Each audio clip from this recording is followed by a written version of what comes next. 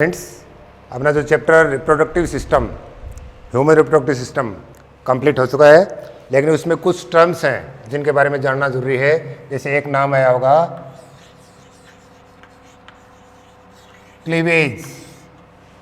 Cleavage देखो, fertilisation के बाद बनता है जाइगोट, या ये कह सकते हैं कि फर्टिलाइजेशन का जो रिजल्ट है वो है जाइगोट, और जाइगोट में होने वाले जो डिवीजन हैं उनको बोलते हैं क्लीवेज। तो अपन सबसे पहली बात ये करेंगे कि all the divisions in cleavage are mitotic. सारे के सारे डिवीजन कैसे हैं? माइटोटिक डिवीजन है। तो फिर what difference between cleavage and mitotic division? देखिए, माइटोटिक डिवीजन में क्या होगा? Each daughter cell is equal size to their parent cell, but in cleavage the daughter cells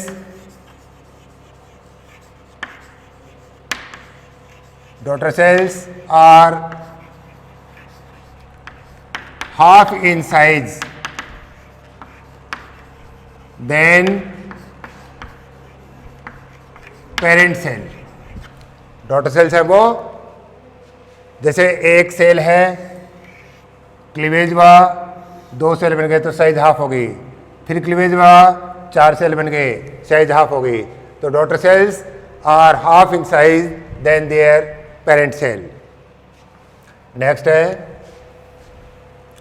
अब इसका मतलब क्या होगा कि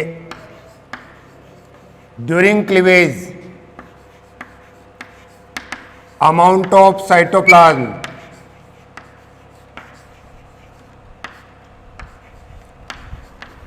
not increased and size of embryo does not increase।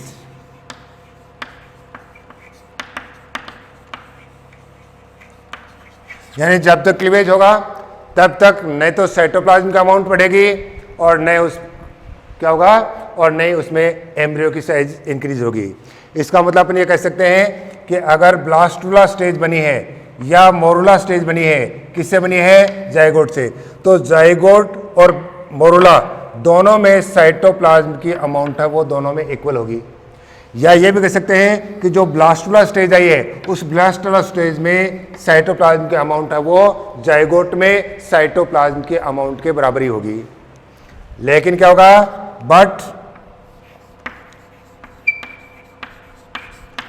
Amount of DNA is increased. क्यों? क्योंकि जब तक क्लीवेज होता है तब तक नंबर ऑफ सेल्स बढ़ रहे हैं, और नंबर ऑफ सेल्स बढ़ रहे हैं इसका मतलब नंबर ऑफ क्रोमोसोम भी बढ़ रहे हैं, तो डीएनए की अमाउंट बढ़ेगी। और साइटोप्लाज्म क्यों नहीं बढ़ रहा?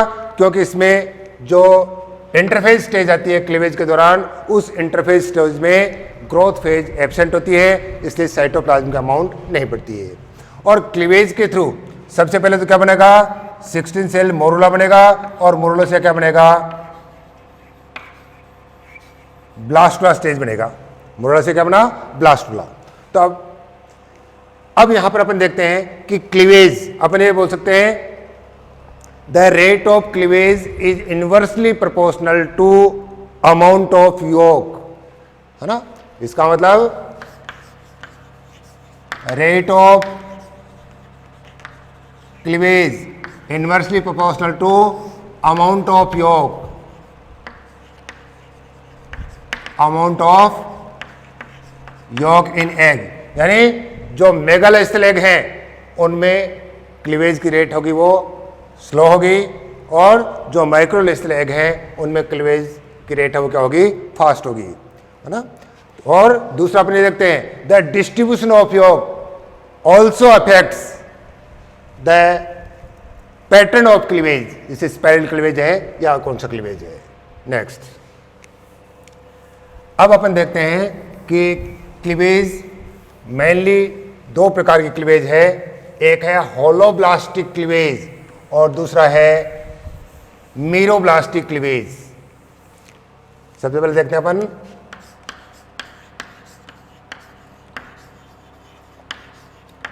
Holoblastic cleavage. होलोब्लास्टिक क्लीवेज का means the complete egg is divided into two parts. पूरा का पूरा एग कंप्लीटली दो पार्ट में डिवाइड हो रहा है, या पूरा का पूरा जाइगोट की बात कर सकते हैं, जाइगोट कंप्लीटली दो पार्ट में डिवाइड हो रहा है। तो देखें यहां पर दो तरह का हो सकता है, एक तो इक्वल होलोब्लास्टिक क्लीवेज और दूसरा है अनइक्वल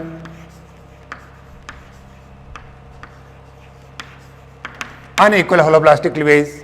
जैसे अपन बात करें इक्वल होलोब्लास्टिक क्लीवेज, यानी egg is completely divided into two parts और दो इक्वल पार्ट्स के अंदर, यानी क्लीवेज फुरो है वो सेंटर से निकल रही है तो दो पार्ट में इक्वल पार्ट में डिवाइड कर रही है, तो ये क्या हो गया इक्वल होलोब्लास्टिक क्लीवेज। ये किससे मिलेगा, ये मिलेगा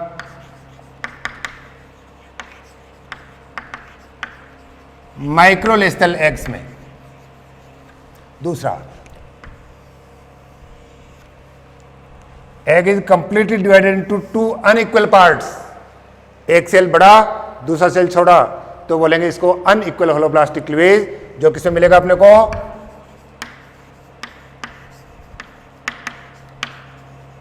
मीजोलेस्थल एग्स के अंदर। ठीक है, नेक्स्ट देखते हैं अपन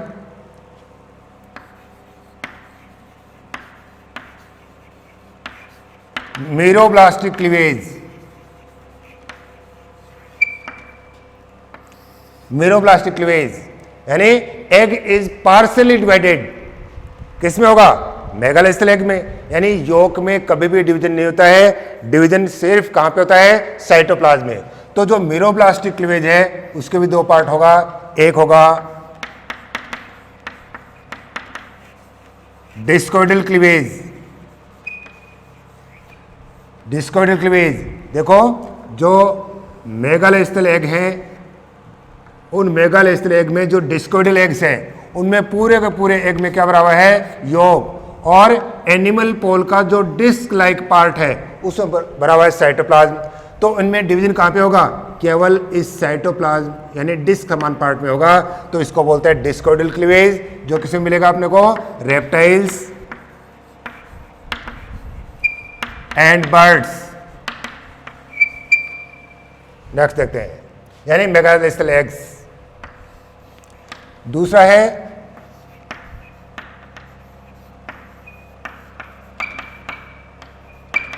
superficial cleavage. Superficial cleavage in centrolecithal eggs, यानी ऐसे एग जिनके सेंट्रल रीजन में भरा हुआ है योग, तो इनमें डिवीजन केवल कहां होगा पेरिफेरल रीजन के अंदर होगा, इसको बोलता है सुपरफिशियल क्लीवेज, जो किसमें है सेंट्रोलेस्थल एग्स, यानी इंसेक्ट्स के जो एग हैं उनके अंदर है। तो देखिए एक तो हुआ होलोब्लास्टिक क्लीवेज जो इक्वल होलोब्लास्टिक हो सकता है या अनइक्वल होलोब्लास्टिक हो सकता है। होलोब्लास्टिक माइक्रोलेस्थल एग्स में, अनइक्वल होलोब्लास्टिक मेजोलेस्थल एग्स में। मीरोब्लास्टिक क्लीवेज डिस्कोइडल क्लीवेज इसका एक पार्ट, तो जिसको किसमें होगा जो डिस्कोइडल एग्स हैं जैसे रेप्टाइल्स और बर्ड्स में, और दूसरा होगा सुपरफिशियल क्लीवेज जो होगा सेंट्रोलेस्थल एग्स में जैसे इंसेक्ट्स के एग। दूसरा, इनके फ्यूचर के बेस पर या फैट मैप के बेस पर अपन बोल सकते हैं determinate cleavage and indeterminate cleavage. जैसे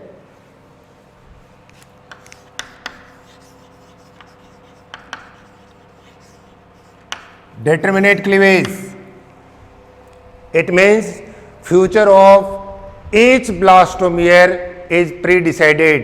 प्रत्येक ब्लास्टोमेयर का फ्यूचर पहले से डिसाइड है कि कौन से ब्लास्टोमेयर से बॉडी के किस पार्ट का डेवलपमेंट होगा।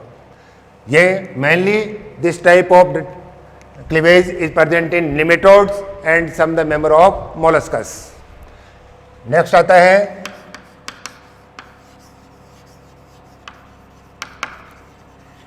indeterminate cleavage, it means future of each blastomere is not pre-decided। and the future of blastomere is decided in the later stage of development after gastula stage. इसको बोलते हैं indeterminate cleavage.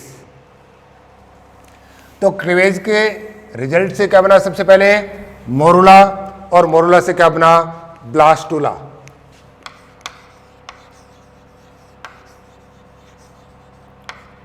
Blastula.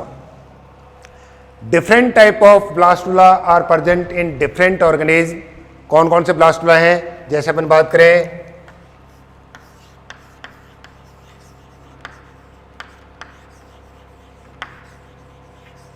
सीलोब्लास्टुला.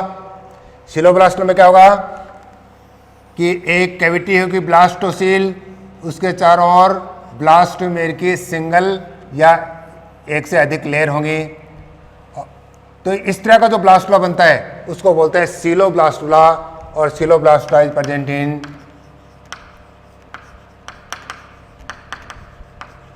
Amphibians. Second देखते हैं स्टीरियोब्लास्टुला.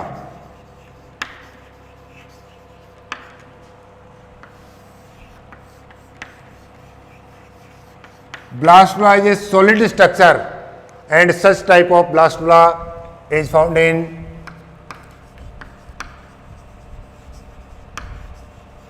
nematodes.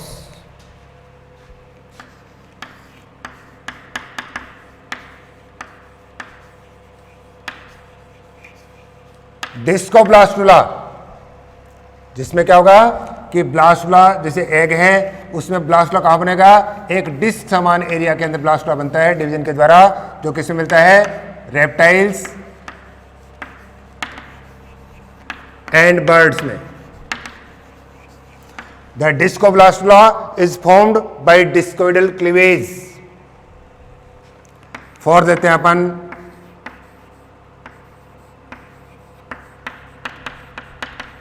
superficial blastula, formed by superficial cleavage such as in insects, and blastocyst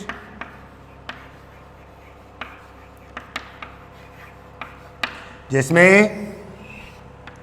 ये ब्लास्टोमेर्स की एक layer होगी जिसको अपन बोलते हैं ट्रोफोब्लास्ट. ब्लास्टोसील कैविटी होगी और यहाँ पर ब्लास्टोमेर्स या सेल्स का ग्रुप होगा जिसको बोलते हैं inner cell mass. Such type of blastula is called blastocyst and it is present in mammals. तो देखिए ब्लास्टुला डिफरेंट टाइप के ब्लास्टुला हैं, जैसे coeloblastula, stereoblastula, discoblastula, superficial blastula and blastocyst.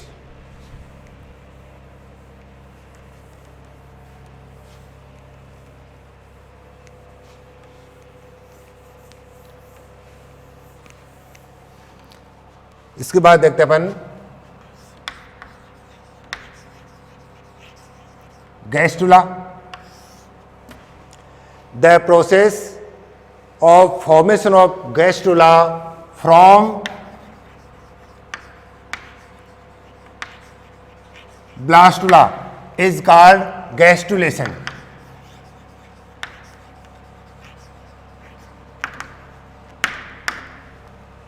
The process of formation of gastrula from blastula is called gastrulation. During gastrulation, the blastomeres are arranged in 3 germ layers: ectoderm, mesoderm, and endoderm. Ectoderm,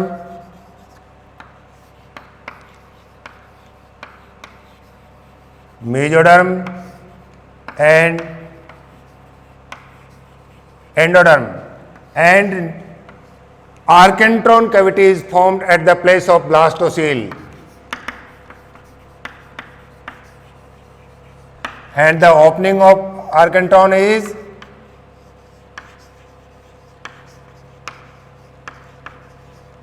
blastopore. तो embryonic development क्या होगा? The blastomeres of blastula are arranged in 3 germ layers: ectoderm, endoderm, and mesoderm. by specific movements.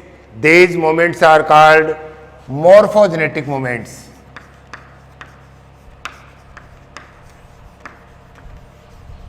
Movements are called morphogenetic movements. ठीक है. अब 3 germ layers में arrange होने के बाद में, ये अपन पहले पढ़ चुके हैं, archenteron is develops into lumen of alimentary canal and all the body parts are develops maybe ectodermal cells और मेसोडर्मल सेल्स और एंडोडर्मल सेल्स. जैसे अपन बात करें कि हमारा पूरा का पूरा nervous system ectodermal in origin, skeleton system and muscular system और मसल्स किसमें, they are mesodermal in origin and most of the glands endodermal in origin. तो सारे के सारे बॉडी पार्ट्स हैं वो तीनों जर्म लेयर से डेवलप होंगे. And blastopore may be develops into mouth और इन एनएस. जिनमें माउथ में डेवलप हो रहा है वो क्या है, प्रोटोस्टॉम्स. जिनमें एनएस में डेवलप हो रहा है वो है डिटोरोस्टॉम्स. अब अपन देखते हैं कि ये जो मॉर्फोजेनेटिक मूवमेंट्स हैं ये डिफरेंट टाइप के मॉर्फोजेनेटिक मूवमेंट्स हैं. जैसे मॉर्फोजेनेटिक मूवमेंट्स की बात करें तो फर्स्ट है एपिबोली आ जाएगा,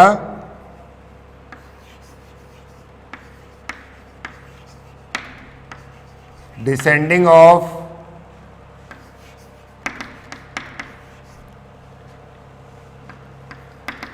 dividing cells on other sales. जो डिवाइडिंग हो रहे सेल्स हैं वो नीचे की तरफ डिसेंड होते जा रहे हैं नए सेल्स के ऊपर, उसको बोलते हैं एपिबोली.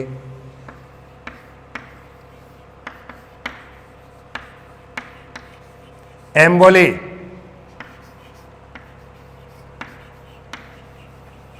अपवर्ड मूवमेंट ऑफ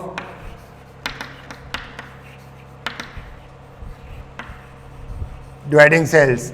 अगर डिवाइड होते हुए सेल्स का अपवर्ड मूवमेंट हो रहा है तो उनको बोलते हैं emboli.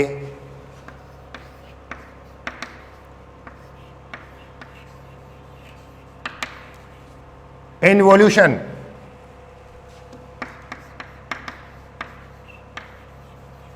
Inward movement of cells or go into the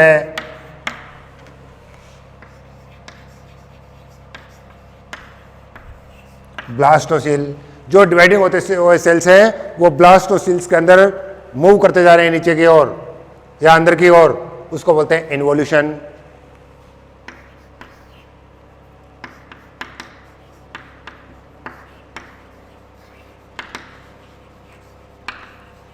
invagination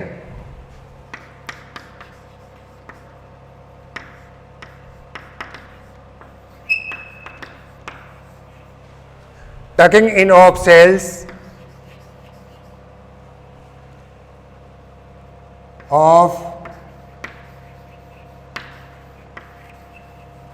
blastoderm. यानी ब्लास्टोडर्म के जो सेल्स हैं वो फिंगर लाइक इन्वेजिनेशन ग्रुप में अंदर की ओर धंसते हैं, उनको बोलते हैं invagination.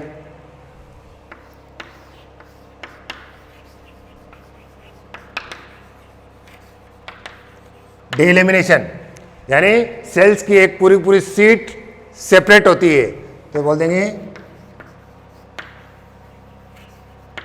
Separation of sheet of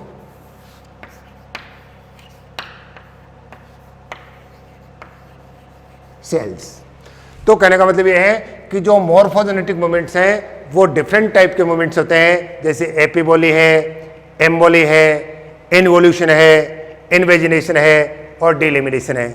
ये डिफरेंट टाइप के मूवमेंट्स हैं. उनके थ्रू जो ब्लास्टुला के जो ब्लास्टोमियर्स हैं वो 3 जर्म लेयर के अंदर अरेंज हो जाते हैं. तो ये केवल अपने को थोड़ा सा ध्यान रखना है, epiboly, emboly, involution, invagination, डिलिमिनेशन.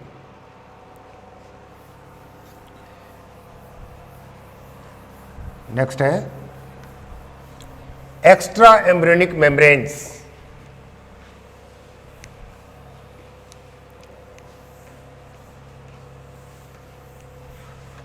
Extra embryonic membranes.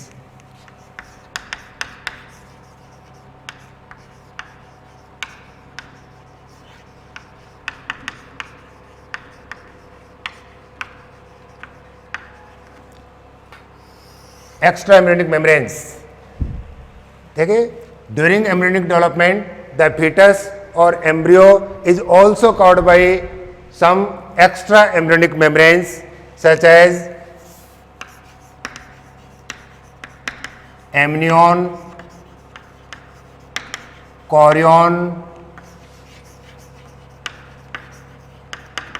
allantois and yolk sac, है ना? amnion, chorion, allantois और yolk sac. Each extra embryonic membrane is consist with 2 germ layers. प्रत्येक जो एक्स्ट्रा एम्ब्रियोनिक मेम्ब्रेन है वो 2 जर्म लेयर से बनती है। कैसे बनती है अभी अपन देखते हैं, चारों जर्म लेयर्स को देखते हैं। देखिए,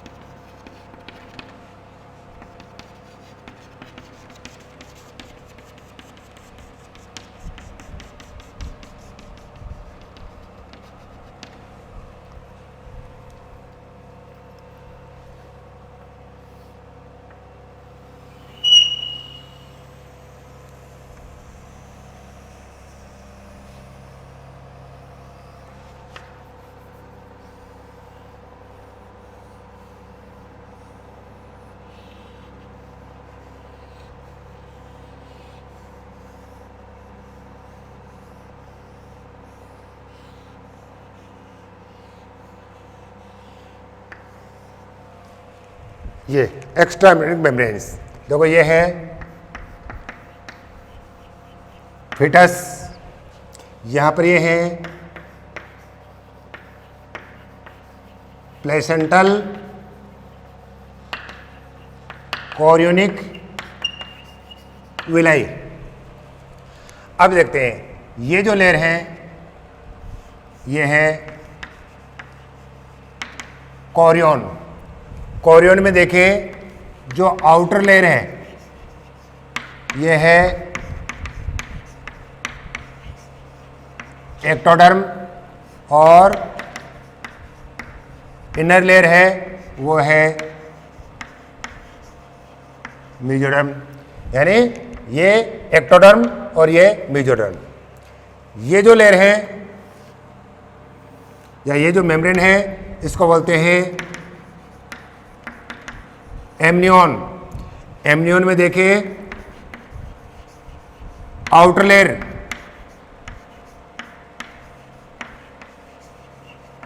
मेसोडर्म और इनर लेयर एक्टोडर्म। यहां पर ये जो कैविटी बनती है इसको बोलते हैं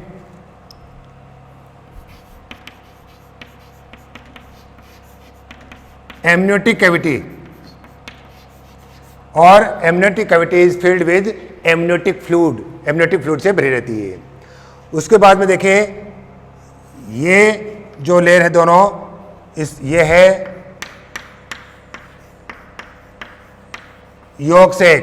ह्यूमन में यॉर्क सैक है वो डिस्ट्रॉय हो जाती है, नष्ट हो जाती है। इसमें देखें जो आउटर लेयर है, आउटर लेयर है मेसोडर्म और जो इनर लेयर है वो है एंडोडर्म।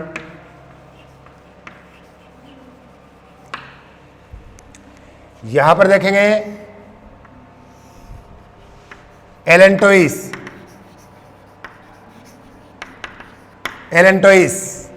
एलेंटोइस में देखिए जो आउटर लेयर है मेसोडर्म, और जो इनर लेयर है वो है